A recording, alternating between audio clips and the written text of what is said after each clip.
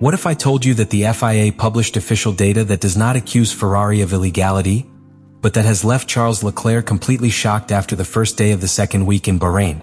Because what came to light was not a suspicion, it was not a sanction, it was not a regulatory scandal, it was something much more uncomfortable. Cold numbers, pure telemetry, comparative metrics that show that the Ferrari, in the hands of Lewis Hamilton, is functioning in a different dimension within the same team. We are not talking about an isolated fast lap.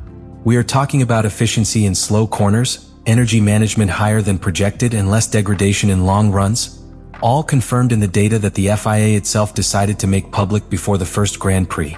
The second week of testing in Bahrain started without drama on the track, without inflammatory statements and without scandalous headlines, but with something much more decisive: data. And not just any data. The FIA released expanded metrics for the number 44 Ferrari after the first day of operation, and while it confirmed that the car is completely legal, what those numbers revealed completely changed the conversation within the team. The Ferrari showed extremely high efficiency in 3 key areas: minimum speed in slow corners, stability in the mid-turn phase, and energy management in critical acceleration zones. In Sakhir, where low-speed traction is one of the most decisive factors on the circuit, the car in Hamilton's hands systematically maintained a higher cornering speed compared to the internal references that the team managed from the first week. It was not an isolated peak, nor a circumstantial turn with little fuel. It was a pattern repeated in long runs. And here begins the really important point. Performance wasn't just fast, it was efficient.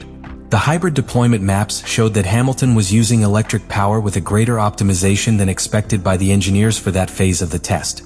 In other words, he was riding at a higher pace than projected while maintaining an energy profile that, on paper, should be conservative.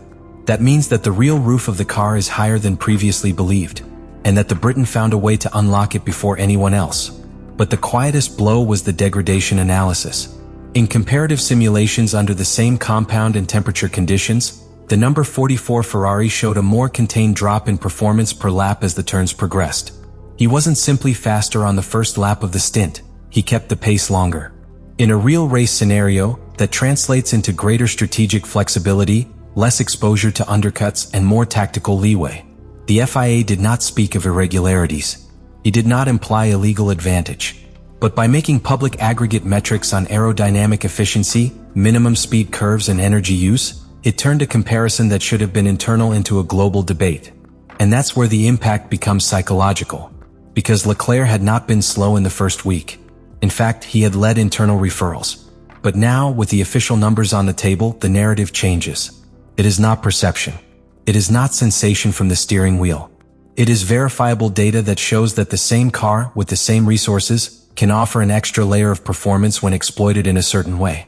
Ferrari leaves the first day of the second week with 2 clear conclusions. The car has real championship potential, and the internal hierarchy is no longer as stable as it seemed.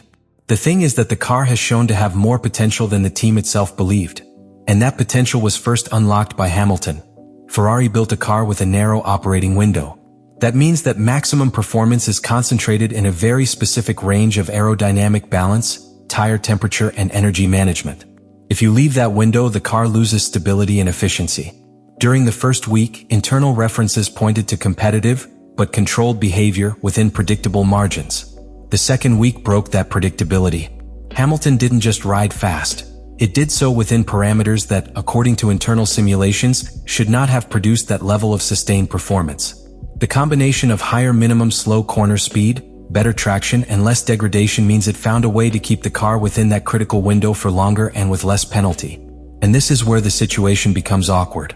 Because when a driver demonstrates that the car's real limit is higher than the team believed, it automatically redefines the internal reference. It is no longer about theoretical equality between colleagues. It's about who best understands the weapon in their hands. Leclerc had been the natural reference for the project. He knew the processes, the simulations, the correlations between the track and the wind tunnel. But now, data released by the FIA shows that the same car can offer an additional layer of efficiency when run in a certain way. And that's not an opinion. It is backed by official metrics. The psychological impact is evident. It's not that Leclerc has made any visible mistakes. It is not that it has been far away in absolute times. The thing is that, when comparing internal telemetries and also seeing them publicly displayed in the form of aggregated metrics, a doubt arises. Is the car exploiting the maximum of its real capacity? Ferrari, in addition, comes out reinforced on the outside. The external message is positive. Legal car, extremely efficient, with championship potential. But internally, a delicate dynamic opens up. When a team detects that one of its drivers is unlocking unforeseen performance, technical development begins to naturally move in that direction. And that can upset the balance. Because future development, setup decisions, and even the evolutionary direction of the car tend to align with the driver who demonstrates the greatest ability to extract sustained performance.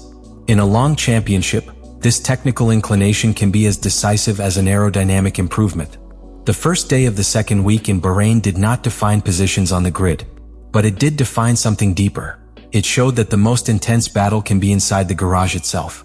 When a car shows that it can maintain a higher minimum speed without punishing tires, when it maintains the pace in long runs with less degradation than expected, and when the relationship between energy consumption and performance exceeds the initial models, it means that there is hidden margin. And in Formula One, the hidden margin is what decides championships.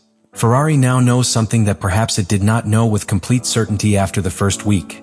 The SF-26 has more capacity than estimated. But he also knows something else. The one who first unlocked that performance was Hamilton. And that alters the internal balance. Because from now on, each session, each adjustment, each technical decision will have a different reference. It will no longer be just, is the car competitive? The question will be, are we working in the direction that maximizes what Hamilton has shown possible? And therein lies the real tension. Leclerc is not defeated. He has not been surpassed in a race. But you've seen the numbers. You've seen the minimum speed curves. You've seen the degradation charts. He has seen that the car can do more. In modern Formula One, the data doesn't lie. And when that data is also published by the FIA, it stops being a private conversation and becomes a public narrative. The first day of the second week in Bahrain did not change the grid, but the perception did change. Ferrari comes out reinforced towards the outside. Hamilton comes out validated by the numbers. And Leclerc comes out with a different pressure. The season hasn't started yet, but the internal battle is already underway. And when a team aspires to the title, sometimes the biggest challenge is not in beating rivals, but in managing the talent within the garage itself. What happened on the first day of the second week in Bahrain was not a technical scandal. No fue una infraction. It was not a regulatory controversy. It was something much deeper. A car with a narrow operating window can be devastating or unstable. The problem is not just finding the sweet spot. It is to keep it under variations in temperature, fuel, and track evolution. If Hamilton managed to keep that window active during long runs, it indicates that he found a dynamic balance that reduces thermal fluctuations in the rear tire, especially in traction phases. Eso no es solo pilotage. That's fine sensitivity in charge transfer.